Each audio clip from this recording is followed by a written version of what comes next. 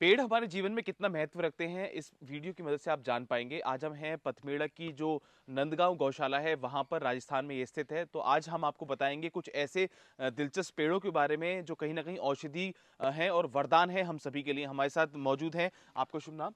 वैद्य श्याम सिंह राजपुरोहित। वेश जी हमको आज बताएंगे कि ये जो पेड़ हैं तमाम हमारे पास में जो लगे हुए हैं, इन आयुर्वेदिक पेड़ों में क्या कुछ छुपा हुआ है, क्या कुछ राज है जिससे हमारी सेहत अच्छी हो सकती है और जो गंभीर बीमारियां हैं, चाहे वो हाई बीपी हो, कोलेस्ट्रॉल हो, डायबिटीज हो या फिर कैंसर जैसी घातक बीमारियां, इन्हीं पेड़ों की मदद से हमारे ऋषि मुनि दूर करते आए थे और हमको जवान रखते आए थे। बहुत बहुत स्वागत है आपका। धन्यवाद। बताएं कृपा करके।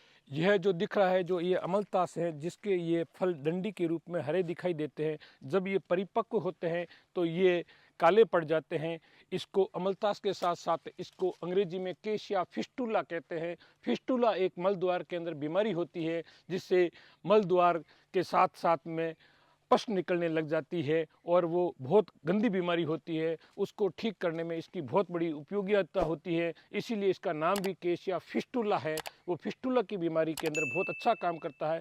ये मर्दू रेचक होता है, क्योंकि ज़्यादा कब्ज़ की बीमारी होती है, वो जाकर के आगे पाइल्स, फिस्टुला और फिसर जैसे रोगों को पैदा करती है। इसका रात को फली को भिगो देते हैं और सुबह छान के इसका पानी पीते हैं तो पेट एकदम पूर्ण रूप से साफ हो जाता है। इसमें व्यक्ति को मल त्याग के समय जोर भी नहीं लगाना पड़ता है। ऐसा ये अमलतास का पौधा है, बहुत ही दिव्य कोटि का पौधा है।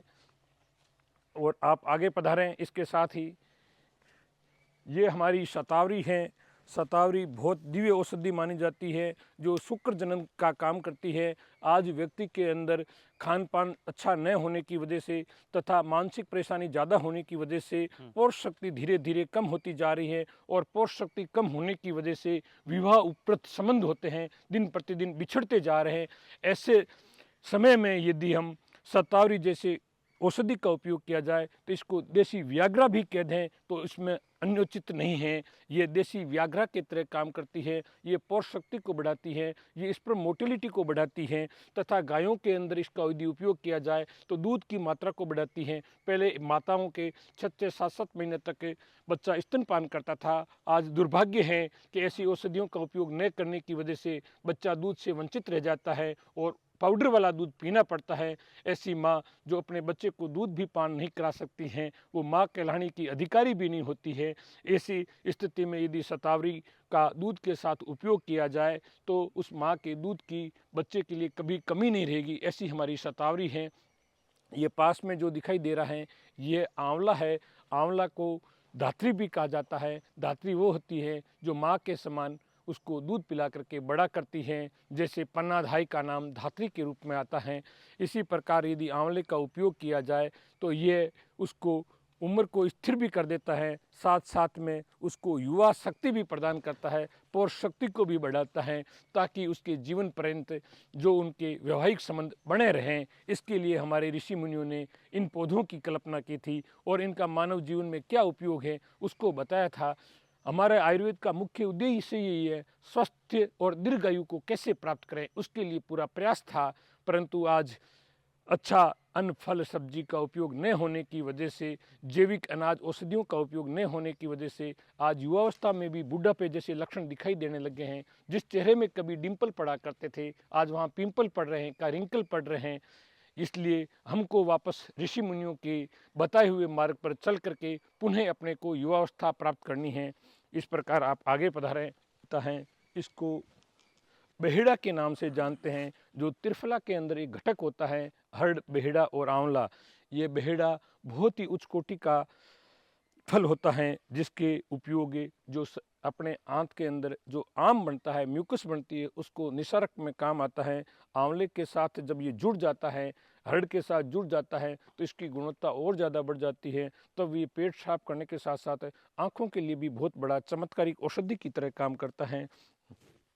इसी प्रकार आप ये पीछे जो देख रहे हैं, इसको बकुल कहा जाता है। बकुल, इसको गुजराती में मोलसरी भी कहते हैं। बकुल वो पौधा होता है जो हिलते हुए दांतों को रोक देता है। इसका यदि नित्य इनके फलों को चबाया जाए तो दांत हिलते होंगे। जिनके आरसीटी कराने की स्थिति आ गई है, जिनके दांत खोखले हो गए, जबकि शरीर का सबसे हार्ड पार्ट होता है वो दांत होता है, क्योंकि न वो आग में जलता है न वो पानी में गलता है, ऐसे दांतों को आज हमारे केमिकलों ने खोखला कर दिया है, दांतों को ख़त्म कर दिया है। नहीं तो आदमी शतायु तक दांतों के साथ जीवन यापन करता था और मृत्यु के बाद में भी उसके मुंह में दांत दिखाई देते थे, परंतु आज दुर्भाग्य है कि नकली दांतों के साथ जीवन यापन करना पड़ता है। ऐसी स्थिति में ये बकुल दांतों के लिए रामबाण औषधि की तरह काम करता है। ये बहुत ही बड़ा दिव्य औषधि है। ये जो नीचे दिखाई देता है इसको मकोई कहते हैं।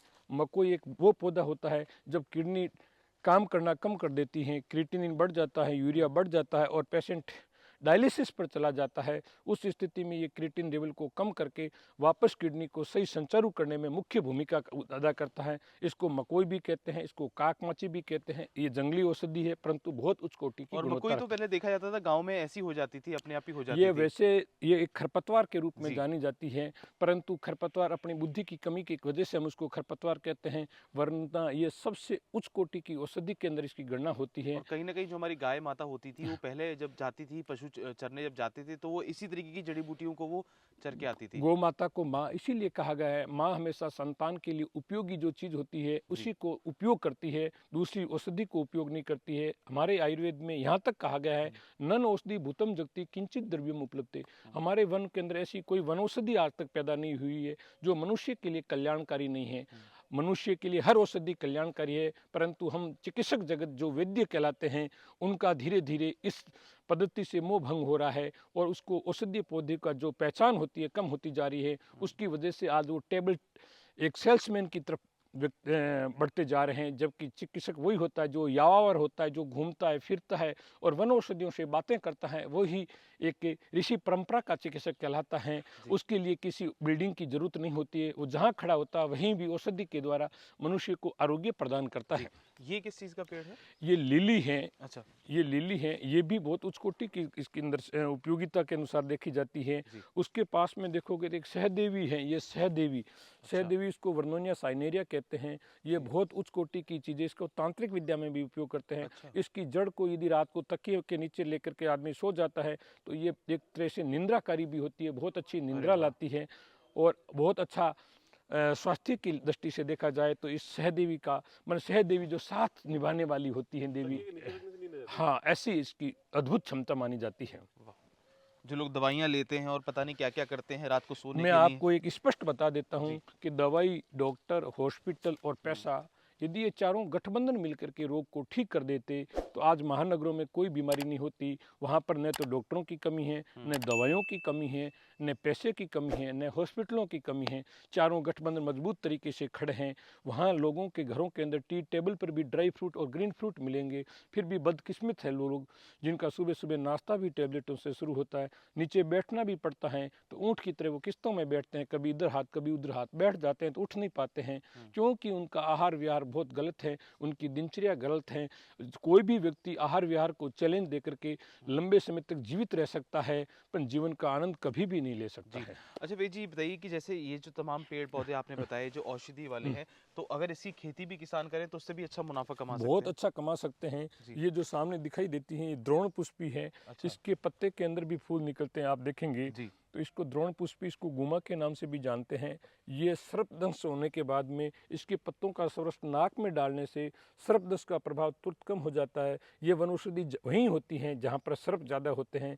जब एंटीविनम का आविष्कार नहीं हुआ था उस समय यही औषधि हमारे सांप दंश होने पर बचाती थी। इसे द्रोण पुष्पी कहा जाता है। द्रोण कहते हैं गुमा को, द्रोण कहते हैं द्रोण को, इसलिए इसका फूल आप देखोगे बड़ा विचित्र होता है।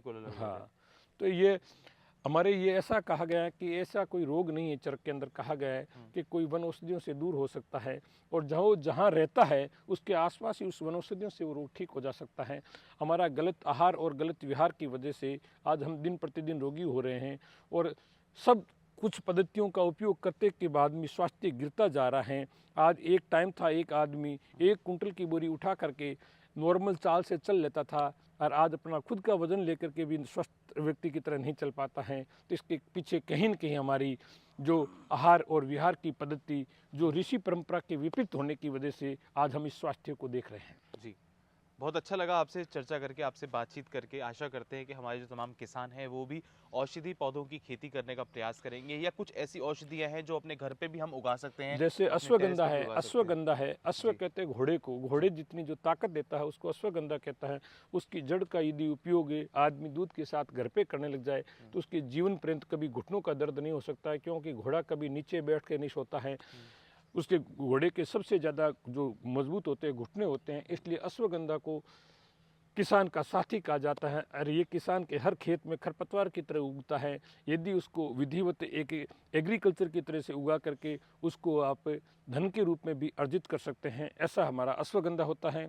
इसलिए किसान यदि आज ऋषि परंपरा के अनुसार खेती करे, एक मजदूर की तरह खेती नहीं करे, तो किसान कभी गरीब नहीं हो सकता है। किसान अन्नदाता है। किसान कभी रण के सारे जीवन व्यापन नहीं करता है, वो दूसरों का पेट भरने वाला है। परंतु आज दुर्भाग्य है कि आज की जो किसान की पद्धति है, जिससे आज वो दूसरे का तो पेट भरता है परंतु खुद का बर्तन हमेशा खाली ही नजर आता है। जिसके घर में 10-10 बोरी अनाज पड़ा रहता था, आज उसके घर में प्लास्टिक की थैले में आटा आता है। जब ये दृश्य देखते हैं तो बड़ा दुख होता है कि किसान हमारा इतना बड़ा तपस्वी और सन्यासी हुआ करता था, जो दूसरों का पेट भरा करता था, परंतु जब आज उसके बच्चों को आटे के लिए बिलखता देखते हैं तो उसमें कहीं न कहीं हमारी जो खेती की पद्धति है वो हमारे से विमुख हुई है। उसके अंदर जो आज बिना काम का डीएपी यूरिया डाला जा रहा है, उस जगह पर गोबर और गोमूत्र भूमि का भोजन हुआ करता था। दूध उस किसान के बच्चों के लिए एक सबसे बड़ा रसायन हुआ करता था, परंतु आज गाय का किसान के घर में भी अभाव होता जा रहा है। बिना गाय किसान कहलाने का अधिकारी भी नहीं होता है। किसान की परिभाषा क्या है? किसान जिसका सूर्य उदय भी खेत में होता है और सूर्य अस्त भी खेत में होता है, वो किसान कहलाता है। परंतु आज किसान नहीं होकर के किसान मजदूर की तरफ बढ़ते जा रहे हैं। 9-10 बजे तक खेत जाते हैं, वो भी व्यसन के सहारे पर आ गए हैं। बीड़ी सिगरेट गुटखा जर्दा खाए बिना खेत तक नहीं पहुंच पाते हैं, और खेत जाते हैं तो पूरे समयबद्ध काम नहीं करके समय से पहले घर आ जाते हैं। ये किसान नहीं हो सकता है, एक मजदूर हो सकता है। जिस दिन से ये किसान मजदूर की तरफ बढ़ने लगे हैं, तब से हमारा देश जो कृषि प्रधान था, आज एक ऋणी के रूप में देख रहा हूँ मैं। किसान हर आदमी केसीसी का शिकार होता जा रहा है। किसान ऋण के आधार पर जीवन यापन करने लगा जी। है। ऐसा नहीं होना चाहिए। जी, विजय एक चीज़ और जानना चाहूँगा, बीते वर्षों में कुछ हमने देखा, कोविड काल से अगर पहले की बात करें तो कहीं न कहीं लोगों का एलोपैथी या अन्य मेडिसिन पे ज़्यादा विश्वास भरा था और आयुर्वेद से लोग कटते गए थे। लेकिन कोविड के बाद लोगों का परसेप्शन जो है वो काफ़ी चेंज हुआ है और लोग वापस से आयुर्वेद और नेचुरल फार्मिंग इन सब की ओर गए हैं, तो आपका क्या मानना है? मेरा तो ये मानना है कि आयुर्वेद कोई आज की पद्धति नहीं है, ये सृष्टि की रचना के साथ पद्धति है। परंतु हमारे एलोपैथी को भारत में जन्मे हुए अभी तक 200 साल से कोई ज़्यादा साल भी नहीं हुए हैं। जी। आपको ये मैं बता दूं, भारत भूमि पे आपको तक्षशिला नालंदा जैसे विश्वविद्यालय रहे हैं। जी। उस समय एक भी हॉस्पिटल का उल्लेख नहीं आता है कि ऐसा कोई बड़ा हॉस्पिटल हो जिसमें 500 बेड हो या 1000 बेड हो। ऐसा कोई हॉस्पिटल नहीं था, क्योंकि हमारे यहाँ पर कायाकल्प सेंटर होते थे, जीवन का पुनर्निर्माण किया जाता था। हमारी जो भोजनशाला, जो पाकशाला होती थी, वो एक रसायनशाला की तरह व्यवहार करती थी। वहाँ पर स्वास्थ्य के अनुकूल भोजन तैयार होता था, स्वाद के अनुकूल भोजन तैयार भी नहीं होता था।